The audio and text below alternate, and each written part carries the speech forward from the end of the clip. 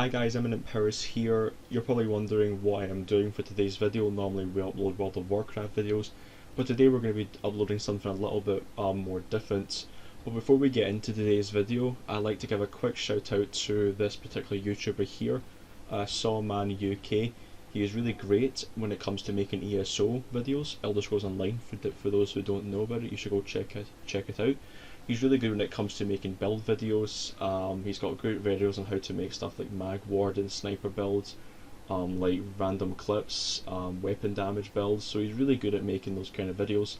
As you guys can see on the screen as well, he is rather close to getting 1,000 subscribers. So from everyone on my end, from the EmminentPowers end, please go check him out. He's a really good YouTuber, and you won't be disappointed when it comes to him uploading videos and when you go check them out. So thank you very much guys, and the link for his channel will be in my description below. So thank you guys, and let's get into today's video.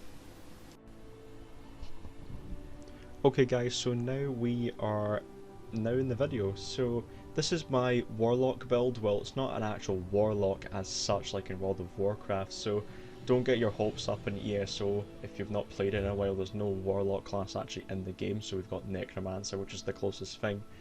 So anyway, let's get into this. So right now, if I just quickly go to my skills, not my skills, sorry, my attributes. So what you want to do, since this is a Stam Crow, you would want to put everything mostly into stamina.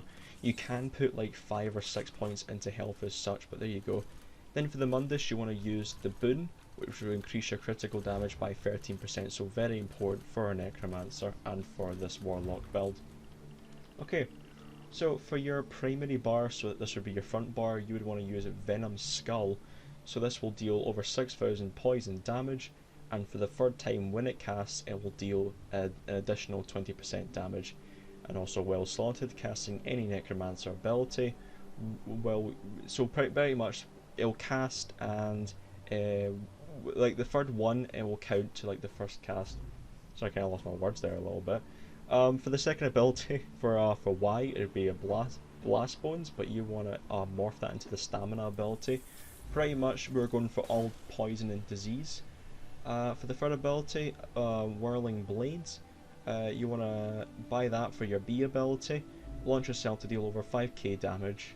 Skeletal archer for the LB ability. Not that much to go on, I'm afraid, for this one. It's just a little bit of more damage in the background. So, but it'll deal over 2,000 damage every 2 seconds. This one I'm very happy to show you guys. Probably my favourite ability. It will deal over 13k poison damage. It will create like a pool of poison or a pool of disease damage around your enemies. So it's like great AoE, and also it deals 3% more damage. For the ultimate ability for your front bar, Pestilent Colossus, pretty good ultimate ability for a damage dealer. It will deal over 8,000 damage, and it will smash 3 times.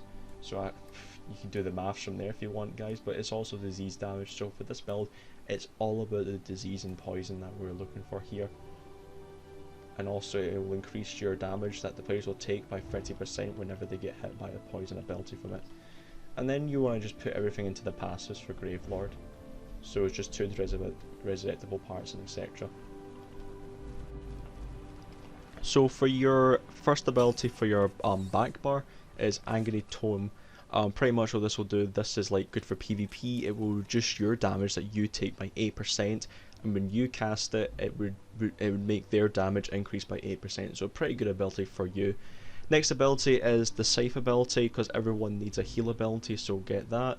I can't really pronounce this one that great, sorry guys. Necrotic Potency, sorry.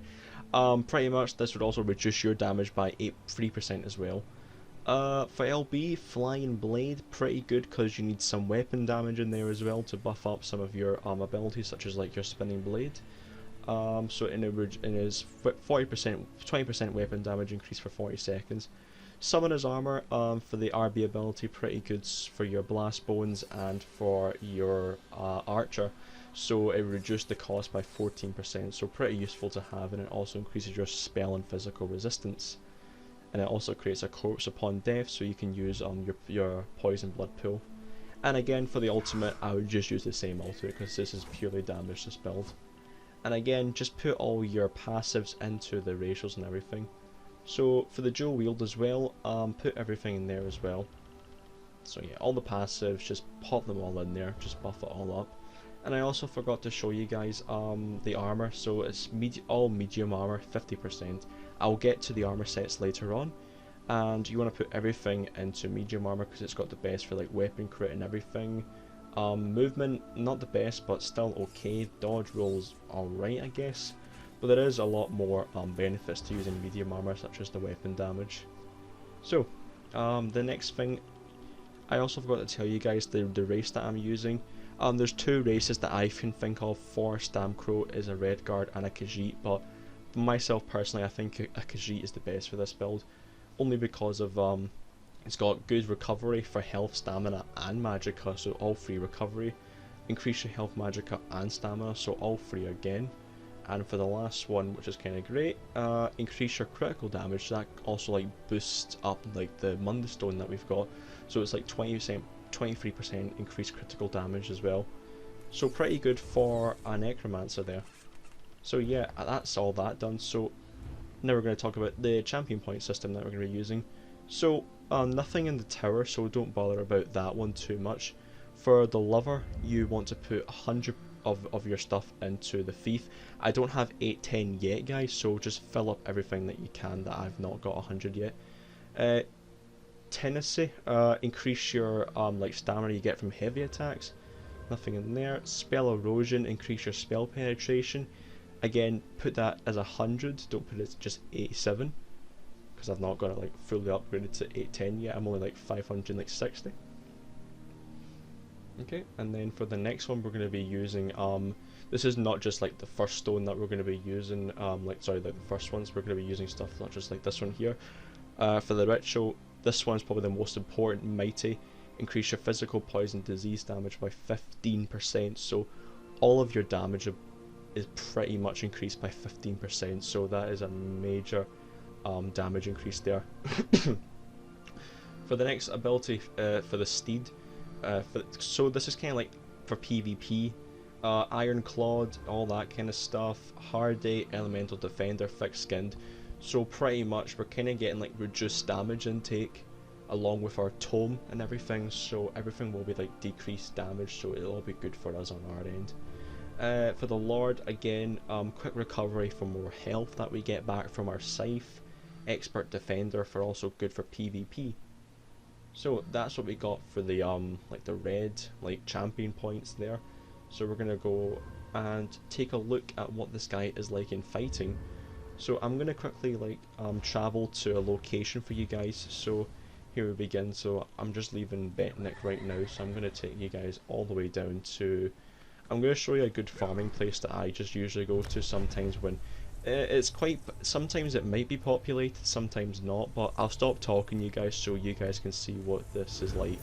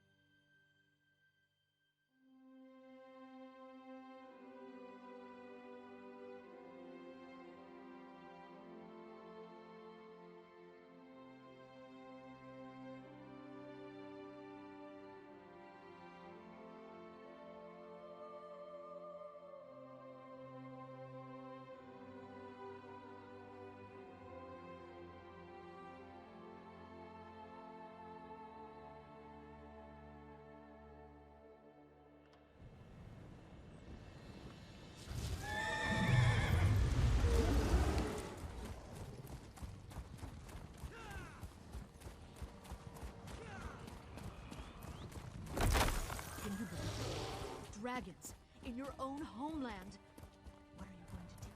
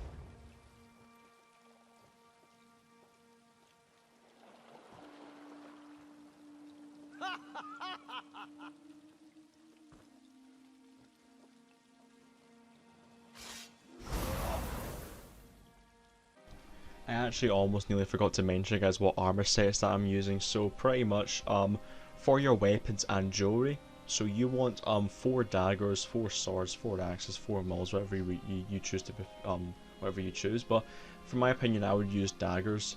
So I'm using the Savara's Scales, I think that's how you pronounce it.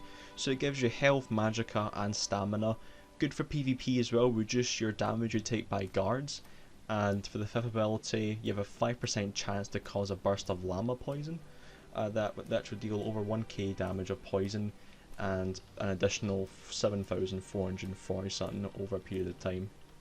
Okay, so yeah, you want 4 of them. So then on to the mask, Valdra's mask. Good for the weapon damage, and also you spawn 3 disease spores, which will cause over 12k disease damage. And this will come once every 8 or so seconds, so it's not that big of a cooldown really. Okay, and then the next thing, you want a full set of Plague Strangler set, which will also give you more weapon damage, that little bit of health that you need, and when you take damage it will summon like some sort of skeever, so it will throw poison balls at the target for over 6k. And now this effect is a bit longer than the last one that we showed you, 15 seconds.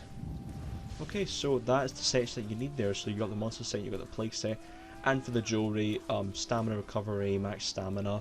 But what I did for the rings was that I just put like this trait on it, which gives me a little bit more damage on people. It's called the Bloodthirsty trait, but there we go guys, so thank you very much.